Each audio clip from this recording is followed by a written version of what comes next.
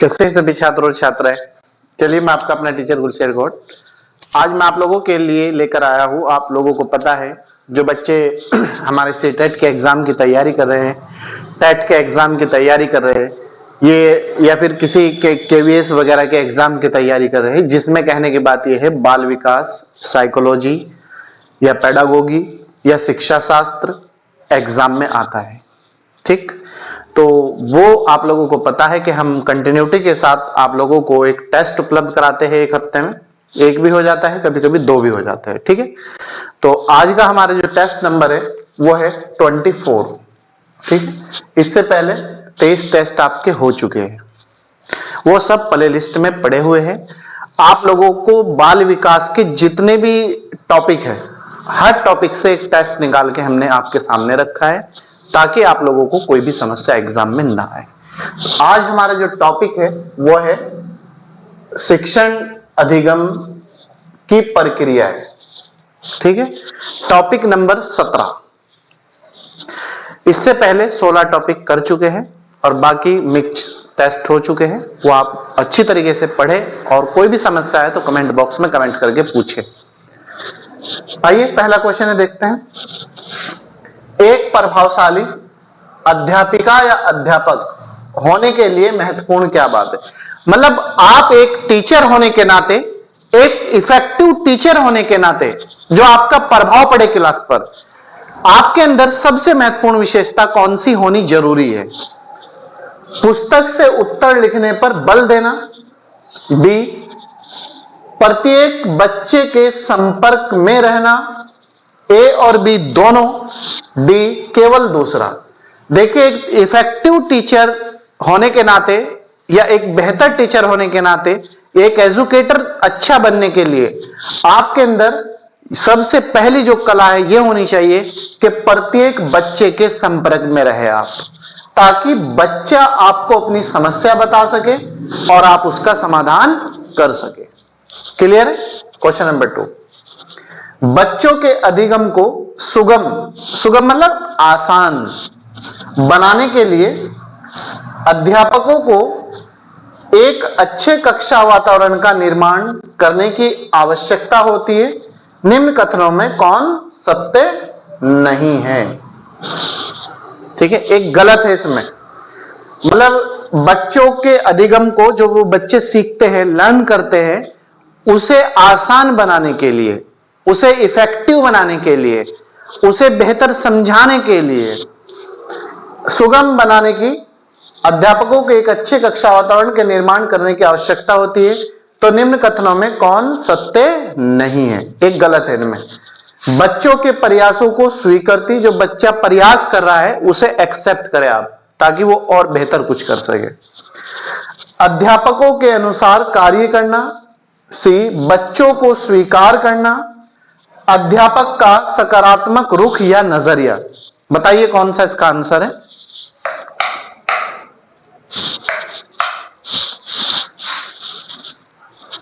देखिए, बच्चों के प्रयासों को स्वीकार करना, एक्सेप्टेबल करना, अध्यापकों के अनुसार कार्य करना, यह नहीं हो सकता।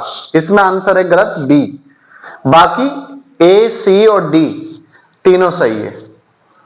ठीक है, बच्चों को स्वीकार करना, बच्चों को एक्सेप्ट करना, बच्चा किस कंडीशन में है, क्या है, किस तरह वो सीखता है, किस तरह और उसे बेहतर सिखाया जाए। अध्यापक का सकारात्मक रुख या नजरिया, अध्यापक को कभी भी ये उम्मीद नहीं छोड़नी चाहिए कि बच्चा नहीं सीखेगा या फिर ये बच्चा नहीं सीख सकता, उसे एक पॉजिटिव थिंकिंग रखनी चाहिए। तो इसमें आंसर हमारा गलत है, अध्यापकों के अनुसार कार्य करना। Question number 3। शिक्षण में अध्यापकों के द्वारा विद्यार्थियों का आकलन इस अंतर्दृष्टि को विकसित करने के लिए किया जा सकता है। याद रखना, शिक्षण में पढ़ाते समय अध्यापकों के द्वारा विद्यार्थियों का आकलन मतलब जांच, इस अंतर्दृष्टि को विकसित करने के लिए, अंतर्दृष्टि मतलब नजरिए को, के लिए किया जा सकता है। जैसे ए, शिक्षार्थियों की आवश्यकता अनुसार शिक्षण उपागम, उपागम मतलब शिक्षण से संबंधित जो चीजें हैं, उपागम में परिवर्तन करना। दूसरा है कक्षा में प्रतिभाशाली व कमजोर विद्यार्थियों का समूह बनाना। तीसरा है केवल प्रथम, चौथा है केवल दूसरा। बताइए इसका आंसर क्या है? इसका आंसर जो सही है केवल प्रथम आंसर है, याद रखना आप लोग, केवल फर्स्ट। शिक्षार्थियों की आवश्यकता अनुसार शिक्षण उपागम में परिवर्तन करना। ठीक। क्वेश्चन नंबर 4, बच्चों को शाब्दिक या गैर शाब्दिक दंड देने का परिणाम होता है। मतलब क्या तो बोलकर उन्हें दंड दिया जाए या फिर बिना बोले उन्हें दंड दिया जाए, तो उसका रिजल्ट क्या पड़ता है? उन्हें कार्य करने के लिए प्रेरित करना, बच्चों की छवि की सुरक्षा करना, उनकी पर्सनालिटी की, उनके अंकों में सुधार करना, उनके स्वयं के प्रति अवधारणा को नष्ट करना। बताइए क्या आंसर होगा इसका?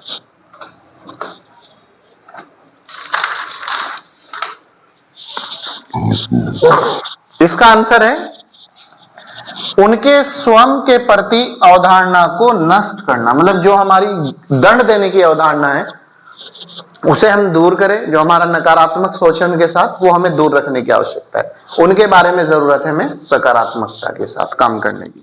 नेक्स्ट क्वेश्चन नंबर 5 देखिएगा, बहुशिक्षण। बहुशिक्षण मतलब एक से ज्यादा, मल्टी। बहुशिक्षण शास्त्रीय तकनीकें, वर्गीकरण अधिगम, डिवाइड करके पढ़ना पढ़ाना, सामग्री बहु आकलन, सामग्री का जो है मल्टी तरीके से आकलन जांच करना, तकनीकें तथा परिवर्तनीय जटिलता एवं सामग्री का स्वरूप किससे संबंधित है? बताइए, ए देख लीजिएगा एक बार। बहु शिक्षण शास्त्रीय तकनीक टेक्नोलॉजी, मतलब एक चीज के साथ अनेक चीजों का ज्ञान या अनेक चीजों से ज्वाइंट करके पढ़ना या पढ़ाना। वर्गीकरण अधिगम सामग्री, मतलब चीजों को डिवाइड करके पढ़ाया जाए। बहु आकलन तकनीकें और परिवर्तनीय जटिलता एवं सामग्री का स्वरूप निम्न में किससे संबंधित है? ए ऑप्शन सार्वभौमिक अधिगम स्वरूप, बी उपचारात्मक शिक्षण, मतलब अगर हमने कोई चीज पढ़ा दी है और उसके बाद बच्चे को फिर भी समस्या है तो उसे कहते हैं उसका समाधान होना चाहिए उपचारात्मक शिक्षण। विभेदित अनुदेशक, डी पारस्परिक शिक्षण। ये जो स्वरूप है सामग्री का ये है विभेदित अनुदेशक। A answer. ठीक है। क्वेश्चन नंबर 6, एक शिक्षा पाठ को पूर्व पठित पाठ से जोड़ते हुए शिक्षक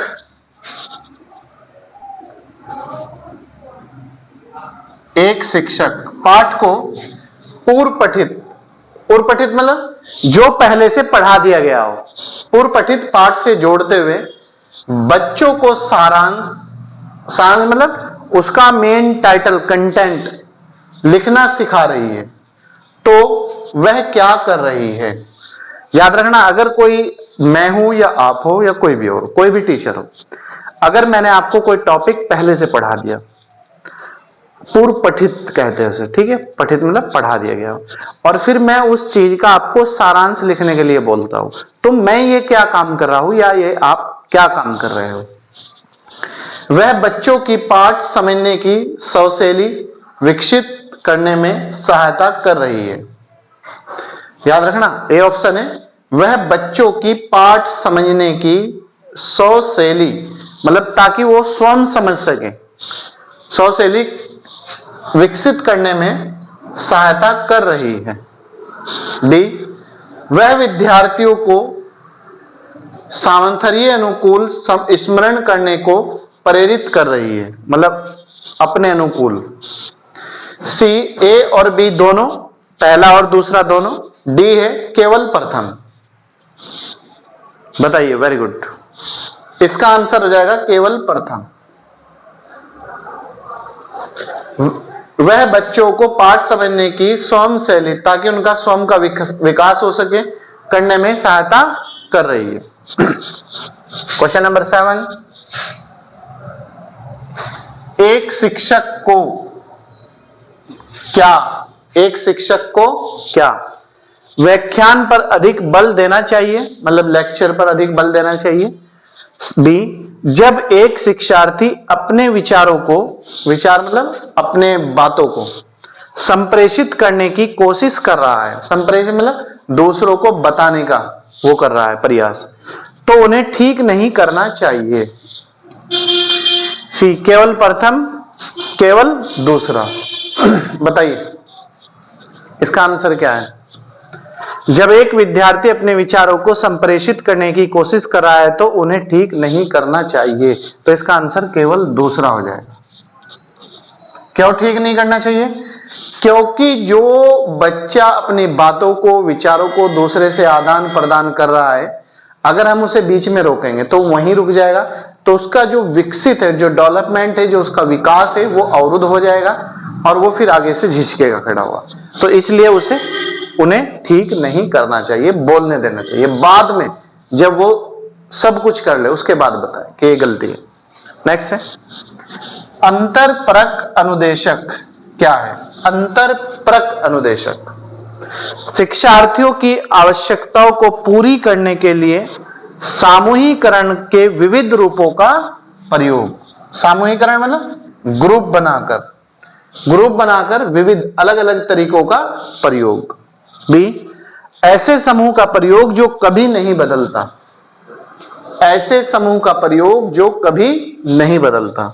सी, कक्षा में प्रत्येक शिक्षार्थी के लिए कुछ अलग करना, कक्षा में प्रत्येक शिक्षार्थी के लिए कुछ अलग करना। डी, उपरोक्त में कोई नहीं, नन ऑफ दीज। अंतरपरक अनुदेशक जो होता है, शिक्षार्थियों की आवश्यकताओं को पूरी करने के लिए सामूहिकरण के विविध रूपों को बल देना, मतलब उन्हें ग्रुप बनाकर अगर उनकी जो भी नीड है, जो भी उनकी समस्या है, उस पर बल देना, उस तरीके से उन्हें समझाना। तो इसका आंसर हो जाएगा हमारा ए। ठीक है, इसके बाद नेक्स्ट क्वेश्चन है क्वेश्चन नंबर 9। देखिएगा, निम्नलिखित में से के अलावा, मतलब किस चीज के अलावा, किसे छोड़ते हुए, के अलावा सभी के कारण अधिगम अक्षमता उत्पन्न हो सकती है।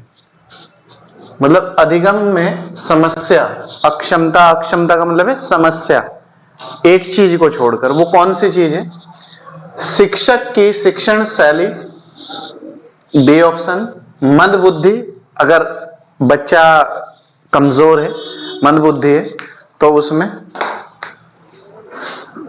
सी, जन्म से पूर्व माता द्वारा मदिरे का सेवन करना, मदिरा पीना, धूम्रपान करना, शराब पीना, या कोई भी इस तरह की चीजें।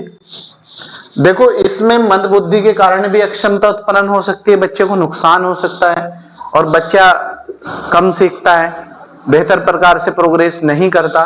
और अगर जन्म से पहले ही माता द्वारा कोई धूम्रपान वगैरह, मदिरा सेवन वगैरह करती है तो उससे भी बच्चे पे इफेक्ट पड़ सकता है। जबकि शिक्षक की शिक्षण शैली, जिस तरीके से बच्चे को शिक्षक सिखाता है, उसका कोई नकारात्मक प्रभाव नहीं पड़ता, इसका सकारात्मक प्रभाव पड़ता है। क्वेश्चन नंबर 10, शिक्षण अधिगम प्रक्रिया में अधिगमकर्ता से संबंधित निम्न में से किन सिद्धांतों का पालन करना चाहिए? शिक्षण अधिगम प्रक्रिया में सिखाते समय अधिगमकर्ता से संबंधित निम्न में से किन सिद्धांतों का पालन करना चाहिए? कौन से रूल रेगुलेशन है जो हमें फॉलो करने ही चाहिए? व्यक्तिगत विभिन्नता का सिद्धांत। व्यक्तिगत विभिन्नता मतलब हर व्यक्ति में कुछ ना कुछ अंतर होता है, किसी का आईक्यू अच्छा होता है, किसी की अक्षमता अच्छी होती है, किसी का बॉडी लैंग्वेज अच्छी होती है, किसी की शारीरिक प्रोग्रेस कम होती है, किसी की ज्यादा होती है। तो विभिन्नता मतलब हर व्यक्ति इंडिविजुअल डिफरेंस पाया जाता है।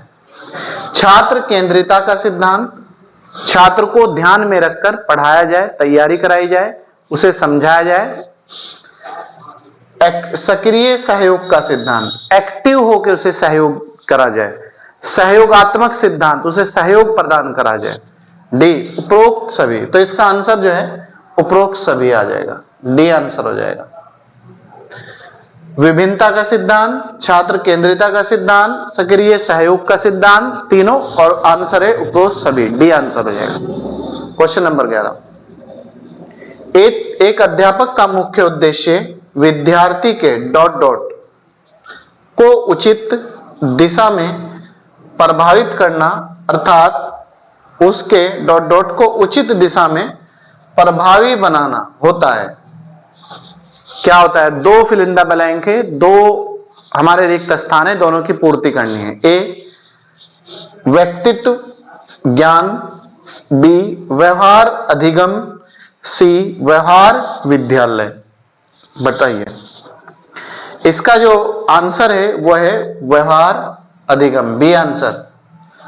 पहले में आ जाएगा व्यवहार। देखो, एक अध्यापक का मुख्य उद्देश्य विद्यार्थी के व्यवहार को, आगे व्यवहार को उचित दिशा में प्रभावित करना, अर्थात उसके अधिगम को, जो वो सीखता है, उचित दिशा में प्रभावी बनाना होता है। तो इसलिए बी आंसर हो गया हमारा। क्वेश्चन नंबर 12, शिक्षक को शिक्षण से पूर्व अपने, मतलब पढ़ाने से पहले, एक अध्यापक को पढ़ाने से पहले अपने विद्यार्थियों का स्तर अवश्य जांचना चाहिए। आप इस कथन से कहां तक सहमत है? मतलब अगर मैं हूं, मैं आपको पढ़ा रहा हूं, तो मेरी रिस्पॉन्सिबिलिटी बनती है कि मैं आप लोगों का, जैसे आप क्लास लेते हो, तो मैं ये देखूं कि आपका बेस क्या है, कितना लेवल जो डाउन है, कितना हाई है, माध्यम मीडियम है या क्या है। तो एक अध्यापक की रिस्पॉन्सिबिलिटी बनती है। पूर्णतया, सामान्यतया, आंशिक या बिल्कुल नहीं। एक अध्यापक की रिस्पॉन्सिबिलिटी है पूर्ण रूप से कि वो बच्चों का लेवल देखे तब आगे बढ़े। ठीक है। क्वेश्चन नंबर 13, पढ़ाते समय अगर कक्षा में शोर हो रहा है, आवाज हो रही हो, तो अध्यापक को किस प्रकार का आदेश देना चाहिए? तो एक अध्यापक को, एक टीचर को किस प्रकार का आदेश देना चाहिए? ऊंचे स्वर में बोलकर, मतलब ऊंची आवाज में बोलकर, चेतावनी देकर, धीमी आवाज में बोलकर, कोई नहीं। एक अध्यापक को अगर कक्षा में शोर हो रहा है तो चेतावनी देकर उन्हें, बच्चों को शांत करना चाहिए। क्वेश्चन नंबर 14, छात्रों को सिनेमा से कौन सा नुकसान संभव है? मतलब अगर कोई छात्र और छात्रा सिनेमा देखने जाता है, थिएटर देखने जाता है, कोई मूवी देखने जाता है, तो उससे कौन सा इफेक्ट पड़ सकता है उस पर? उनका कीमती समय नष्ट हो सकता है, वे बुरी संगत में पड़ सकते हैं, वे जीवन के बारे में अवास्तविक तस्वीर बना सकते हैं, डी कोई नहीं, नन ऑफ दीज। तो अगर बच्चा कोई सिनेमा देखने जाता है, सिनेमा की उसे लत लग जाती है, कोई थिएटर की लत लग जाती है, तो वे जीवन के बारे में अवास्तविक तस्वीर बना सकते हैं, मतलब इमेजिंग कर सकते हैं। तो आंसर हो जाएगा सी। इसके बाद नेक्स्ट क्वेश्चन, क्वेश्चन नंबर 15 है, अनुशासन के मामले में एक कक्षा आपको परेशान कर रही है, मतलब आप एज ए टीचर हो, तो वो कक्षा, जो छात्र और छात्राएं हैं वहां पर, वो कक्षा में अनुशासन बना के नहीं रख रहे हैं, वो दंगा कर रहे हैं, आवाज उतार रहे हैं, इस तरह की हरकत कर रहे हैं, तो आप क्या करोगे? ठीक, अनुशासन के मामले में कक्षा आपको परेशान कर रही है, तो आप क्या करेंगे? ए ऑप्शन, छात्रों से अच्छा व्यवहार करने को बोलेंगे या कहेंगे, छात्रों को दंड का भय दिखाएंगे, मतलब डांटना, डपटना, पनिशमेंट देना या फेल करना, इस तरह का भय, अन्य शिक्षकों की विधियों का अनुकरण करेंगे। इस तरह के जितने भी मामले होते हैं वो समस्या से नहीं सुलझाए जा सकते, वो प्यार से सुलझा सकते। तो अच्छा व्यवहार करने के लिए छात्रों को प्रेरित करेंगे, बोलेंगे, उन्हें मोटिवेट करेंगे, उन्हें समस्या की समस्या बताएंगे, अच्छाई की अच्छाई बताएंगे, तो इस तरीके से वो समस्या समाधान हो सकती है। क्वेश्चन नंबर 16, आप छात्रों में अनुशासन बनाए रखने के लिए क्या करना पसंद करेंगे? मतलब ताकि छात्र अनुशासन बना के रखे, तो आप इस तरह का कौन सा ऐसा काम करेंगे जो वहां कोई भी समस्या उत्पन्न ना हो कक्षा में? उनसे प्रश्न पूछेंगे, उनको शोर करने से रोकेंगे, उनसे नियमों का पालन कराएंगे, उनको जिम्मेवारी सौंपेंगे। तो इस तरह की सिचुएशन में उनको जिम्मेदारी सौंप दी जाएगी। आपने देखा होगा कितना भी बिगड़ बालक हो, अगर उसे कोई रिस्पॉन्सिबिलिटी दे दी गई तो वो सबसे पहले सही होता है। तो इस तरह की अनुशासन बना के रखने के लिए उन्हें जिम्मेवारी डिवाइड कर दी जाए। क्वेश्चन नंबर 17, अपने विद्यार्थियों में स्व अनुशासन मतलब खुद अनुशासन विकसित करने के लिए आप क्या करेंगे ताकि वे खुद अनुशासन में रहे? ऐसा क्या काम करेंगे आप? ए, उन्हें कुछ उत्तरदायित्व देंगे, कुछ रिस्पॉन्सिबिलिटी देंगे, उन्हें सजा देंगे। सी, उनसे नियमों का पालन कराएंगे, वे परिचित कराएंगे, नियमों को परिचित कराएंगे और नियमों का पालन कराएंगे। कोई नहीं। देखिए ऐसी सिचुएशन में हम उन्हें रूल रेगुलेशन बनाएंगे, रूल रेगुलेशन से परिचित कराएंगे और उनका पालन करने के लिए बोलेंगे। तो आंसर हो जाएगा हमारा सी। क्वेश्चन नंबर 18, शिक्षक विद्यार्थियों को मानसिक तनाव से बचा सकते हैं यदि वह उनकी समस्याओं को देखते हैं। एक अच्छा टीचर बच्चे को कभी भी मानसिक अगर तनाव है उससे दूर रख सकता है। तो ऐसी कौन सी एक क्वालिटी है टीचर के अंदर या कौन सी एक ऐसा प्रयोग है जो वो उस समस्या को दूर रख सकता है छात्र को? आलोचनात्मक दृष्टिकोण से आलोचना करके, वर्तिक दृष्टिकोण से, मानवीय धारणा से, नैतिक धारणा से। उन्हें इस तरह का काम करेंगे नैतिक धारणा से, नैतिक बातों से परिचित करा के, उनके अंदर नैतिक मूल्यों का विकास करके। ठीक है, तो शिक्षक विद्यार्थियों को मानसिक तनाव से बचा सकते हैं उनमें नैतिक धारणा का विकास करके। क्लियर है? क्वेश्चन नंबर 19, छात्रों को चिड़ियाघर का भ्रमण कराते समय एक अध्यापक को किन बातों पर अधिक ध्यान देना चाहिए? बताइए। छात्रों को अगर चिड़ियाघर का भ्रमण कराने आप ले गए कहीं, तो आप एज ए टीचर होने के नाते किस बात पर आपको फोकस रखना चाहिए? छात्र जानवरों को ना छेड़े, मतलब जो वहां पर जीव जंतु जानवर है उनको हाथ ना लगाए और उन्हें ना छेड़े। बी, छात्र अनुशासन बना के रखे। सी, छात्र आजादी से घूमते रहे, मतलब फ्रीडम के साथ कहीं भी घूमे नहीं। ऐसा करते समय एक अध्यापक को छात्र जानवरों को ना छेड़े, क्योंकि अगर उन्हें छेड़ेंगे तो वो हानि या नुकसान पहुंचा सकते हैं।